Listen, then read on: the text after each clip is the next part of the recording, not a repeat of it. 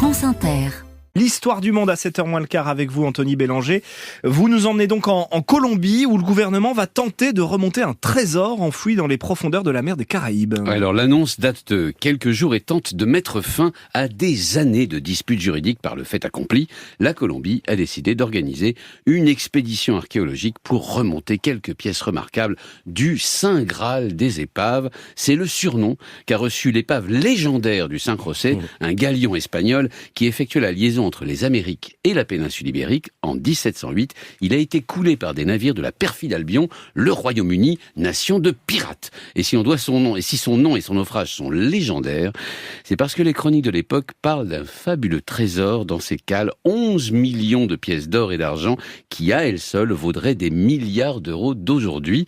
Or, au large de la ville de Carthagène des Indes, une expédition récente a démontré qu'il faudrait s'attendre à bien d'autres merveilles, de la porcelaine chinoise, des lingots d'or, des canons de bronze, en tout un trésor estimé à 20 milliards d'euros. Et elle a été découverte quand, cette épave ? En 2015, elle est restée depuis inviolée. En fait, depuis sa découverte, les guéguerres judiciaires n'ont jamais cessé. Il y a d'abord le découvreur états-unien de l'épave, une entreprise privée de chasseurs de trésors, qui dispute à la Colombie le contenu du vaisseau. C'est au point qu'en 2018, la Colombie avait renoncé à toute expédition. Ensuite, il y a l'UNESCO qui, la même année, a adressé à la Colombie une lettre sur les intentions du pays. L'Agence des Nations Unies pour l'éducation, la science et la culture se méfiait. La Colombie voulait-elle monétiser le trésor, le préserver ? Dans quelles conditions ?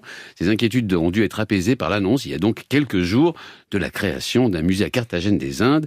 Mais le principal écueil était espagnol. Alors, que vient faire l'Espagne dans cette affaire ? Eh bien, Madrid a fait valoir que le San José appartenait, à l'époque du naufrage, à l'Espagne. C'est même un navire d'État, donc avec un statut diplomatique. C'est-à-dire que l'ensemble serait un bout d'Espagne au fond de la mer Caraïbe.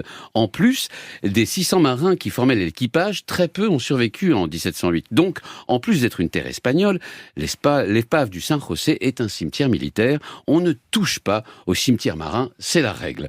Mais en fait, l'Espagne n'a jamais voulu vraiment récupérer l'or du San José. Et surtout, les deux gouvernements de gauche, à Madrid et à Bogota, ont décidé de coopérer plutôt que d'aller à l'affrontement, tout en respectant le mieux possible le repos des marins disparus. La Colombie a déjà repéré 2 nouvelles épaves aux abords du San José. Quant à ce dernier, le renflouement devrait avoir lieu en avril et mai prochain et l'Espagne devrait coopérer pour remonter en partie le trésor perdu du San José. Merci pour l'aventure ce matin, Anthony Bélanger. Pirates des Caraïbes.